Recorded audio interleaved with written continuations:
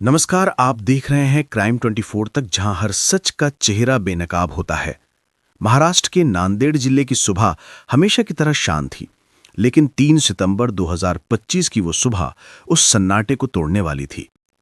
किटवन police station के दरवाजे पर एक औरत आई, चेहरे पर डर, आंखों में आंसू और आवाज कांपती हुई। उसने कहा, साहब, मेरे पति 4 दिन से गायब हैं। उनका नाम विनोद भगत है। आप उन्हें ढूंढ दीजिए। पहले पुलिस ने मामला गुमशुदगी का समझा। रिपोर्ट दर्ज हुई, तलाश शुरू हुई, लेकिन विनोद का कोई सुराग नहीं मिला। बस एक आखिरी लोकेशन पैनगंगा नदी के किनारे मिला, वही नदी जो मराठवाड़ा और विदर्भ को जोड़ती है, और अब लगता था उसी नदी ने विनोद को भी निगल लिया है। शुरुआती जांच में पता चला विनोद शराब का बहुत बड़ा आदी है। विनोद की पत्नी प्रियंका ने ही कहा था कि वो रोज नशे में रहता है। तब पुलिस ने इसे एक हादसा मान लिया। लेकिन कुछ पुलिस के बड़े अफसरों को यह बात हजम नहीं हो रही थी, क्योंकि नदी से न कोई शव मिला, न कोई निशान। सब कुछ जैसे बहुत साफ सुथरे तरीके से मिटा दिया गया था। दिन हफ्तों में बदले, हफ्ते महीने में, और फिर एक दिन सच का पर्दा सामने आ ही गया। विदर्भ के महागांव पुलिस को नदी से एक अज्ञात लाश मिली। शरीर सूजा हुआ, कपड़े फटे, चेहरा पहचान से परे था। पहचान न होने पर उसे अज्ञात शव मानकर अंतिम संस्कार कर दिया गया। लेकिन पुलिस ने एक अंगूठी और कपड़े सबूत के तौर पर संभाल कर रखा हुआ था। इधर किटवन पुलिस अब भी विनोद की तलाश में थी। जब दोनों थानों ने आपस में जानकारी साझा थी, तो अज्ञात शव के बारे में बात हुई। तब अंगूठी और कपड़े को प्रियंका के घर लाया गया। तब प्रियंका की बहन ने एक ही नजर में पहचान लिया और कहा कि यह मेरे भाई की अंगूठी है, मैंने ही दी थी। अब पुलिस की नजरें प्रियंका पर टिक गईं।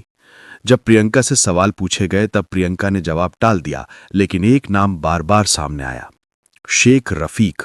रफीक नांदेड़ का रहने वाला ब्रोकर का काम करता था। वो पिछले कुछ महीनों से प्रियंका के संपर्क में था। पहले बातें हुई, फिर मुलाकातें, और फिर रिश्ता हदें पार कर गया। लेकिन उनके रिश्ते के बीच एक ही रुकावट थी, प्रियंका का पति विनोद। और फिर दोनों ने मिलकर तय किया कि अगर हमें साथ रहना है तो विनोद को रास्ते से हटाना ही होगा। आखिरकार 29 अगस्त को उनको यह मौका मिल ही गया। उस रात बारिश बहुत तेज थी, आसमान गरज रहा था, और विनोद नशे में धुत घर लौटा। तब प्रियंका ने उसे मुस्कुराकर पानी के साथ नशीला पदार्थ दे दिया, जिससे वो बेहोश हो गया।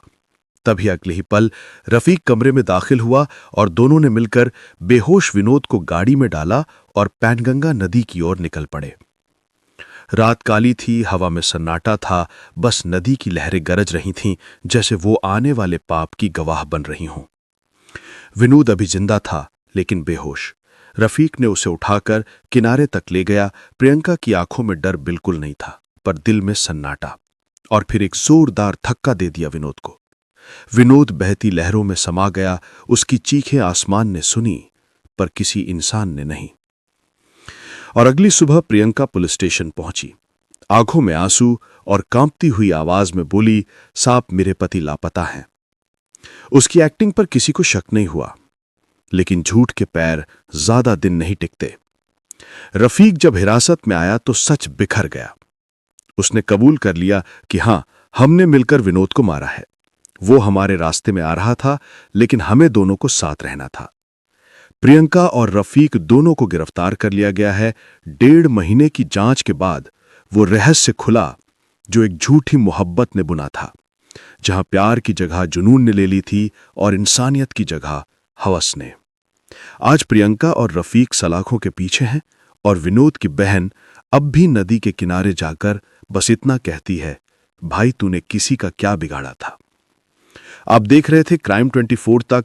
अगर आपको ये न्यूज़ पसंद आई हो तो लाइक, शेयर और चैनल को सब्सक्राइब करना ना भूलें।